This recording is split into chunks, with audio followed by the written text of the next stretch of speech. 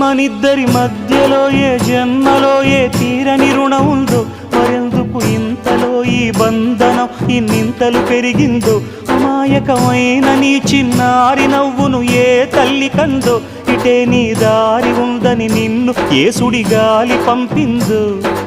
పాపం పుణ్యం దేవుడికెరుక, పేదకు దొరికిన బంగారు కణిక, పాలు వెన్నాలేవని అనక ప్రేమను తాగి పెరగవెసిలక.